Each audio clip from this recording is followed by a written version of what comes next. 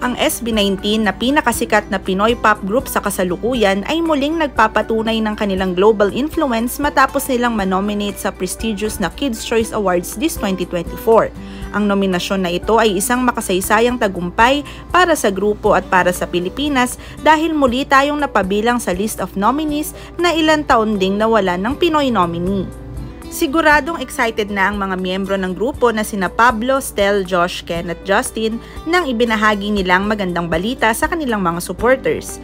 Kitang-kita ang kanilang saya at pasasalamat sa suporta ng 18, opisyal na fandom ng SB19 na walang sawang sumusuporta at nagtutulak sa kanilang tagumpay. Mula sa kanilang viral hit na Go Up at sa latest na hit nila na Gento hanggang sa kanilang international collaborations gaya ng Moonlight at Ready, ang SB19 ay patuloy na naglalagay ng Pilipinas sa mapa ng global music scene.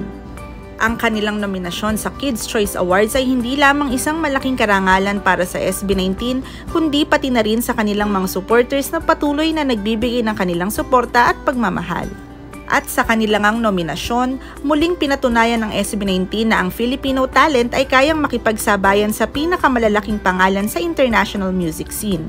Ang kanilang tagumpay ay isang inspirasyon sa maraming kabataan na nangangarap din na makamit ang kanilang mga pangarap. Taong 2015 pa ang huling Kids' Choice Awards na merong Pinoy artist na pumasok under their Favorite Asian Act category in the name of Daniel Padilla. Bago naman si Daniel ay pasok din si Ann Curtis noong taong 2014, si Sarah Geronimo noong taong 2013 at ang kauna-unahang Pinoy na nakapasok at bukod tanging Pinoy na nanalo ng Favorite Asian Act Award was Charis Pempenco.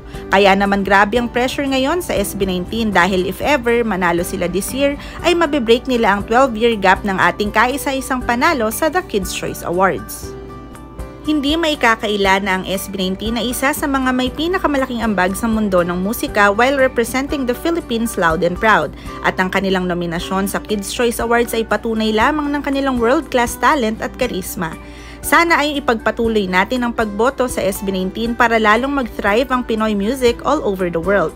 Kaya naman cast your votes now para manalo ang SB19 at muling madagdagan ang kanilang milestone as the #1 P-pop group of the Philippines.